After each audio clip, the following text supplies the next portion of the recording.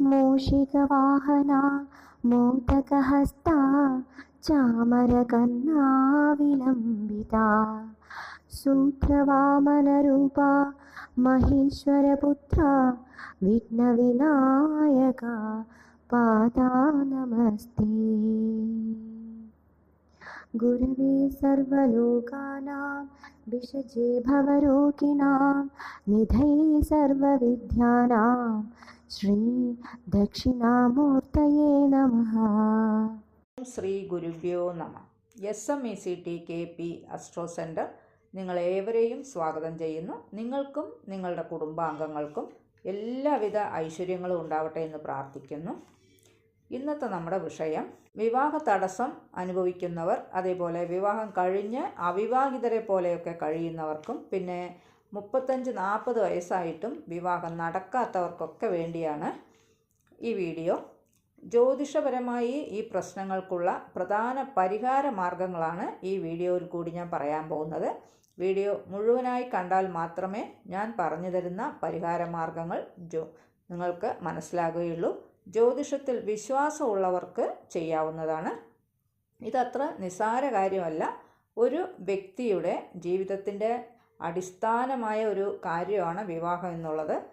ചിലരൊക്കെ പറയാറുണ്ട്, ജോലിയുണ്ട്, നല്ല സാമ്പത്തിക ചുറ്റുപാടുകളൊക്കെ ഉണ്ട്, ഒരു വിവാഹം മാത്രം എത്ര ശ്രമിച്ചിട്ടും നടക്കുന്നില്ല എന്നൊക്കെ.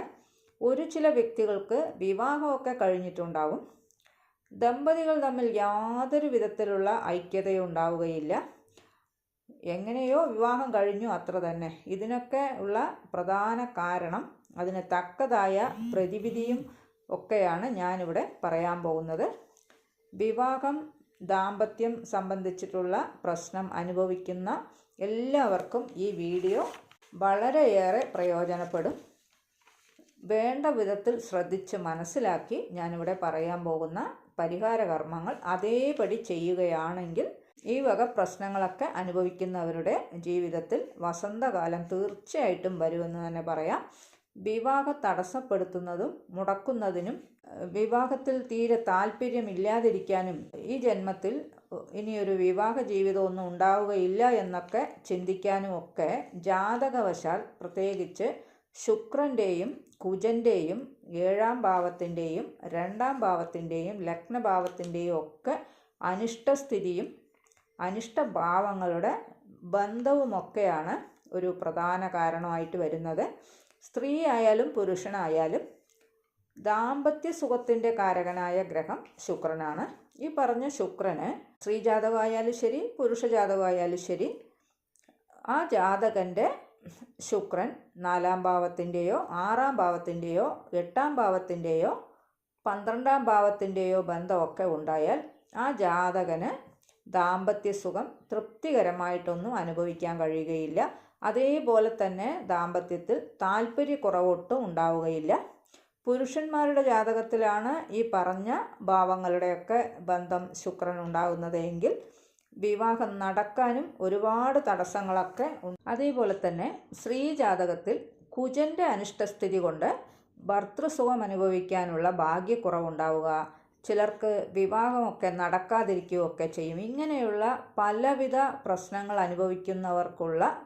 ഉള്ളതാണ് ഈ വീഡിയോ മുഴുവനായി കാണുക. വിവാഹ തടസ്സത്തിനും പ്രശ്നങ്ങൾക്കും ഇതുമാത്രമല്ല, നിരവധി കാരണങ്ങളാൽ വിവാഹ തടസ്സവും കാലതാമസവും ഒക്കെ ഉണ്ടാകും. കാലതാമസത്തിനുള്ള പ്രധാന കാരണം ശനിയുടെ അനിഷ്ടഭാവസ്ഥിതി കൊണ്ടാണ്. ഏറെ പേരെ അലട്ടിക്കൊണ്ടിരിക്കുന്ന ഒരു വലിയ പ്രശ്നമാണിത്. പ്രത്യേകിച്ചും പെൺകുട്ടികളുടെ മാതാപിതാക്കളെയൊക്കെ അലട്ടുന്ന പ്രധാന പ്രശ്നമാണ്.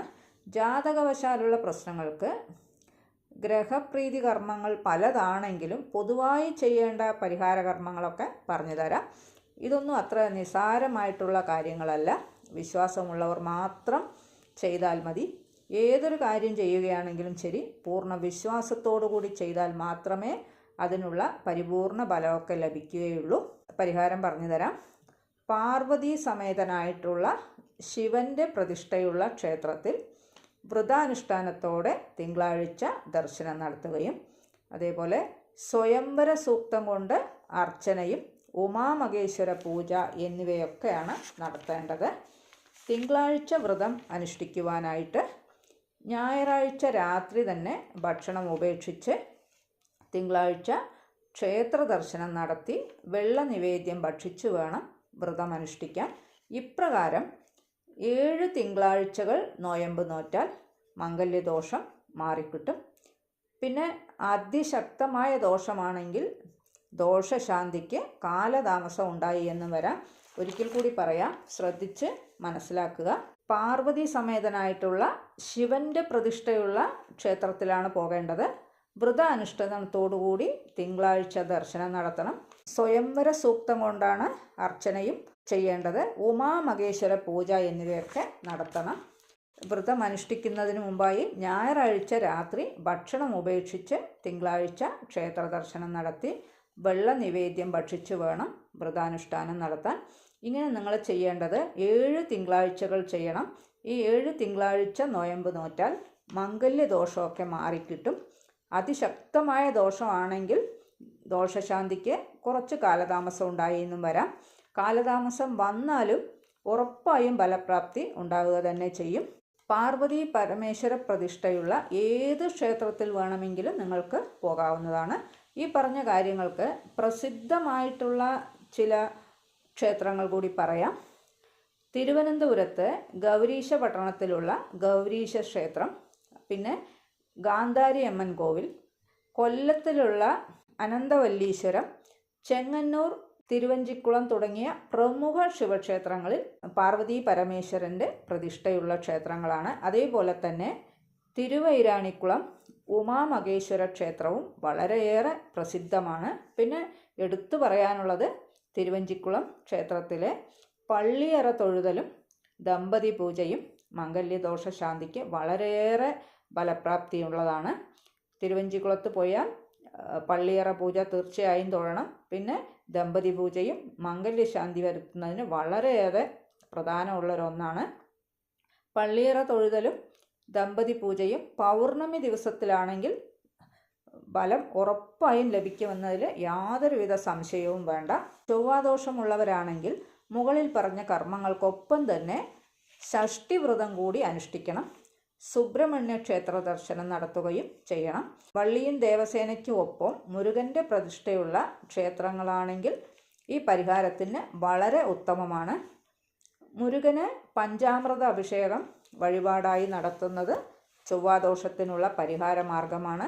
ഇതോടൊപ്പം തന്നെ നിത്യവും മനസ്സും ശരീരവും ശുദ്ധമാക്കി ദേവീ മാഹാത്മ്യവും ലളിതാ സഹസ്രനാമവും തുടർച്ചയായി 41 ദിവസം പാരായണം ചെയ്യണം.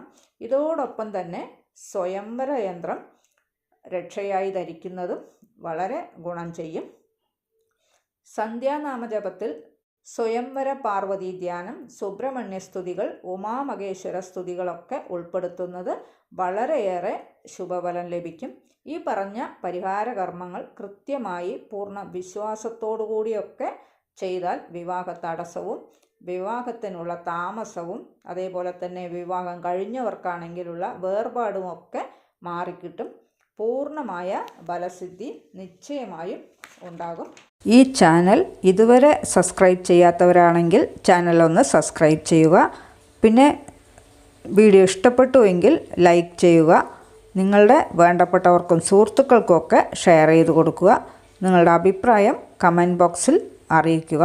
വേറൊരു വിശേഷവുമായി നമുക്ക് വീണ്ടും കാണാം. നന്ദി, നമസ്കാരം.